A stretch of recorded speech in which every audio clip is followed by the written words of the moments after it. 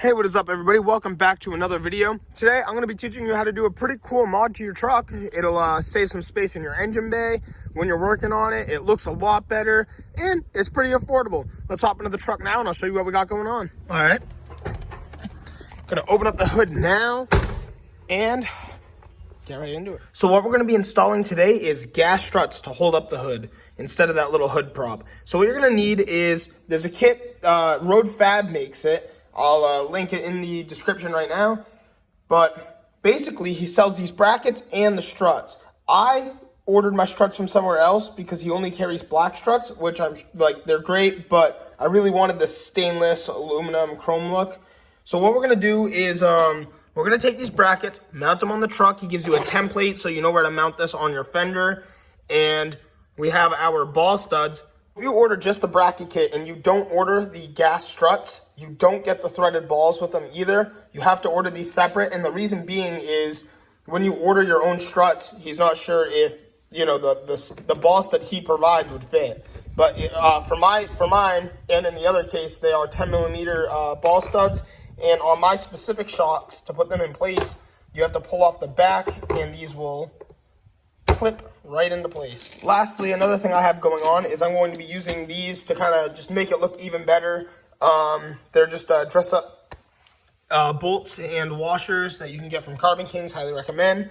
And we are going to start with the easiest bracket, which is these two right now. So just a little advice, these do come as bare metal. I had mine powder coated and I'm really happy with the way they came out. I do need to paint my hood hinge. So what we're going to do here is there are two 10mm bolts. You're just going to take the top one out. This bracket is going to sit right here like this, right in its place. And this bottom one, you only need to loosen a little bit and slide it in. In my case, though, I'm changing these bolts out with these. So we're going to do that right this moment. Lastly, I do recommend for the hood hinge brackets, remember the ball sits on the inside for this one. I would definitely tighten these up now, just because you will have a little bit of extra space to work on it. All right, so this is as far as we've made it so far. Now I am going to completely pull this out to rethread my new bolt that I want in place. But all you guys have to do if you're keeping the same factory bolts is just loosen this up a little, slide this right in place, and tighten it back down. All right, I am already so excited on how good that looks. We're gonna go and copy the same thing on this side. You're just gonna do the exact same thing you did on this one. Now we are onto the fender brackets. We've just mounted those two. And now these brackets are going to sit with this flat plate that comes down facing out. So this bracket's going to sit right about here. We have a little template. We're going to bolt this in on the first bolt. There's supposed to be a little rubber thing right here. You're going to want to be behind that. We're going to unbolt this fender bolt, bolt this in, start, make a little mark or start a little pilot hole with our drill, and drill our holes to mount this bracket. And same thing for this side. We're going to do it over there. Should look really good. So right here you can see we bolted in our template. Now we're going to either make our marks or, drill a little pilot hole and drill our holes all the way through. Man, all right, we got our holes drilled. That went great, actually, with that bracket. It went right through. You want to be really careful pushing down on your drill. You don't scratch your paint. I didn't. I was very, very careful. We just painted this truck. I don't need to do it again. All right, now we got our bracket right here. And I'm going to grab the bolts, but I'm going to show you guys what I had planned for this. So essentially my plan is to use these again, but what you're going to do is you basically run your bolt all the way through, you put your bracket on down here, and then what I'm going to do is run a nut at the very bottom there to hold these into place. If you buy the kit with the hydraulics, it comes with all the nuts and bolts you'll need. It may have even two without it. I'm not too sure. I may have lost them, but that's my plan. That way I can keep that persistent look with the dress-up kit going all the way down the fender. Also, you're going to want to drill your holes on that side. Right here, this is the hole you're going to use, and you're going to put your ball stud if you're using the 15-inch struts. And right here is where you're going to put it if you're using the 14. I'm using the 15, so we're using the outside one. All right, so now we're on this side, and we're going to do the same thing we did on the other. I am really in love with the way the dress-up kit looks with these brackets too. Now what we're going to want to do is we're going to want to remove the clips from the back of your struts or whatever so they can clip into place. And lastly, these are 50-pound struts. So each one, it'll be 100 pounds total. All right, so all I had to do is pop it into here and pop it into here. I had to use the second hand to get this one in, and now we're gonna just slide our clips in the back to lock it into place. Hey, what's up guys? So in that last clip, you saw me trying to install the billet / aluminum hood struts, and it did not go so well. They were a little too long, and in my long journey of trying to find new billet ones that would fit, I didn't have much luck, and I ended up changing the pressure, like the rated weight limit for them. So these ones are supposed to push about 30-ish, 40-ish pounds, I think it was. And the last ones were pushing way too much. So when I opened my hood, it would fly right up, and it would feel like I would break my hood trying to close it. So I took them off right away, and started that video like last year, and now we are finally just getting to it. So now we have our new struts. These ones are supposed to be 14.5 inches. So they're probably going to be a little longer, just like the last ones were. And we're going to try to install them, see how they fit, see if it opens up the hood as we want, and that should be awesome. But another just strange thing that I didn't get around to finishing because just faulty parts. You know, we're trying to make things out of nothing. So when you order this kit, your best bet, just order the full kit off ROHDE FAB. Just get the hydraulic struts that you need, and you know, he makes the kit for a reason. So we're gonna finish installing. All right guys, I'm back out here real quick, and I just wanted to share my pure laziness, but I'm getting onto it. So the silver struts I had didn't work, so I'm installing some black struts that are a little bit smaller. The 15-inch struts I got were actually like 15.5, so they did not fit whatsoever. So I ordered 14.5, hoping they'll still be about 15 once they get here. And they're rated for like 30 pounds as opposed to like the 50s. So hopefully I won't feel like I'm folding my hood trying to close it. But I'm going to pull off these hood hinges and paint them both real quick black. It'll look way cleaner. I should have done it way earlier, but just didn't have the time, and now I do. So really quick, I'm just gonna pull off my wipers, pull off the vent, pull off the cowl, and bam, we'll be right where we need to be with the hinges. Get them off, painted, put them back on. I'll see you guys once I get the new hood struts in. Wow, really, just like I was saying, it really is the little things. I mean, right there, you can see all painted up. It looks so much better. Gives it that little bit better, you know, show truck quality like it should have had. So happy I finally got that done. So we have our hood struts now, and all it's got to do is clip onto the ball on each side. So we're going to put this on there, give it a good push.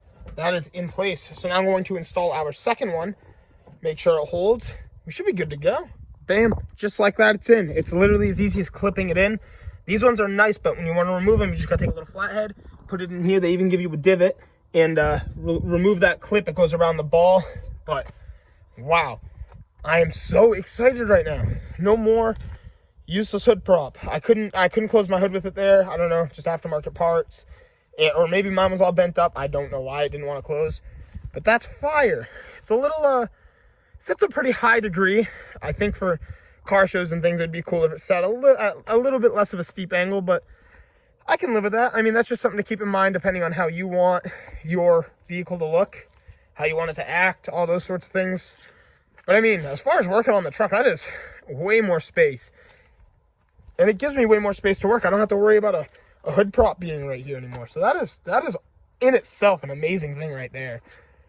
And cool enough, stay tuned for the next video coming out next week. So if you're watching this in live time, you'll see it pretty soon, where we are going to be swapping to a new aluminum radiator, because this one got all messed up when my fan came off. You can see all the marks in there.